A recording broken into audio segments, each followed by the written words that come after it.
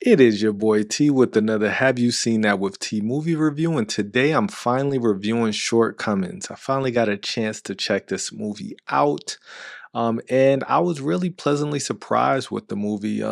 I thought it was gonna be a funny rom-com. It stars Sherry Cola, it starred Justin Min, and what did I think her name is? Ali Mackey. Three characters, two of the characters were dating. We have Ben and Miko, who are kind of like this very, I won't say stereotypical, but they're very prototypical Asian couple. And Ben is always looking for something else, right? And it's kind of a running joke through the movie that he has a type, like a very fit blonde LA girl. He lived, the movie is set in San Francisco, and Ben is just kind of stuck in a rut and doesn't know what to do with himself. And this is where the movie kind of picks up, where Miko says, she wants something different. She catches him watching porn of like blonde white women porn, which in turn creates an argument which I thought was utterly ridiculous.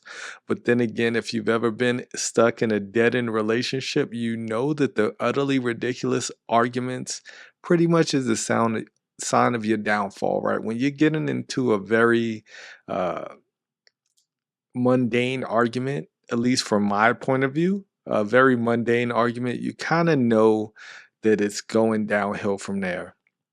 So Miko takes this internship in New York City, and Ben is, stuck to his own devices in San Francisco with his best friend Alice, played by Sherry Cola, who I will apologize to.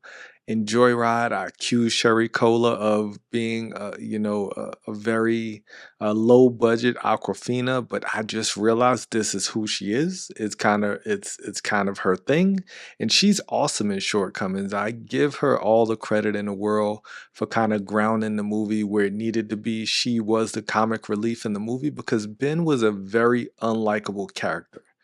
Everything he does in this movie is just unlikable to me. Like, he has no redeeming qualities, he has no redemption arc. It's just a dude kind of fumbling his way through circumstances, right? He ends up dating the girl of his dreams, right? The blonde, fit, LA, girl who he really wanted. He ends up dating two of them, and come to find out that neither one of those women are exactly what he dreamed them to be. In most cases, when it comes to dating, you have this vision, you have this fantasy of somebody you assume is going to be that person. And of course, it never ends up turning out that way, at least in my experiences. And in Ben's experiences, he finds the exact same thing happening. Meanwhile, Alice, his best friend, she decides to move to New York as well, which in turn draws him to New York to find Miko and figure out, their whole thing. And it turns into the like it what this movie does, it examines race, it examines cultures. And this time it's coming from an Asian perspective, where a white guy fetishizes um Asian women. It's kind of like he plays that out. And I feel like every race has that thing when someone dates outside of their race. I feel like every race has that instance where someone dates outside of their race and people look down on them for whatever reason because of their own insecurities, because of their own stereotypes that they're and baggage that they're carrying. And this movie really plays into that in every different type of scenario. And I feel like in this case, it wasn't the Asian culture, but it could be placed into any race, right? You could place like Ben's character, you can change the race of every single character in the movie, and it would actually play out the exact same when you're coming from it, when you're looking at it from that specific lens on, why people are doing what they do, why people like what they like, why people fantasize about what they fantasize about. And like in the most hypocritical scene, at the end, he confronts Miko because she's dating a white guy and he doesn't like that fact. And I just thought that was hilarious. Like, because the entire movie is him like fetishizing over these white women.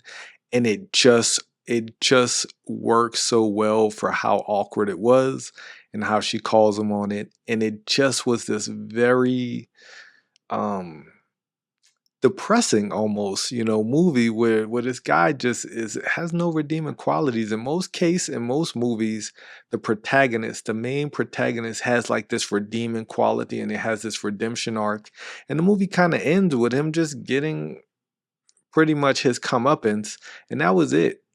And I enjoyed it. I enjoyed every part of the movie because it was very realistic. It was very real life like. Because a lot of the scenarios, people play it up so differently in their head, and then when you actually say it out loud, when you actually get into these circumstances, you realize how foolish it sounds and how foolish it actually is. And I think Randall Park knocked it out of the park, all puns intended. With this movie, I enjoyed it. I enjoy everything he does. And once again, he had a bit rolling, and I think every actor and actress in this movie was phenomenal. Ali Mackey played Miko, and she was just outstanding. She was just fantastic in the movie. Every scene she was in, she kind of brought this energy that brought Ben back down to earth. And she was indeed like his perfect woman if he would have actually just saw her, if he would have actually got out of his own head and just got his stuff together. If he would have got his stuff together, he probably would have had Miko in the end, but he couldn't because he was very nearsighted. He was very just lost in his own way. And I would love to see where these characters go, moving forward, because I thought the end was very open ended. But at the same time, it closed this chapter, it closed this story. But the characters themselves, I enjoyed. I enjoyed the movie. It was a light rom com like I thought, but it got a little bit heavy. It was a lot more themed, like a lot more human themes to it than with just a traditional rom-com where it's just fun laughs and jokes. But I definitely enjoyed it. You should definitely check it out. It is streaming now. I'm pretty sure it might not be in theaters anymore. And hopefully it'll be coming on a streaming service near you where you don't have to pay for it anytime soon. But until the next time, definitely like and subscribe the video and tell me what you thought of Shortcomings. Have you seen it? Did you enjoy it? I definitely enjoyed it. Hopefully you'll catch it, when it comes to the streaming service near you, whether it be Prime, Hulu, whatever the case may be. But until next time, definitely it's your boy T with another episode of Have You Seen That with T, and I'll catch you later.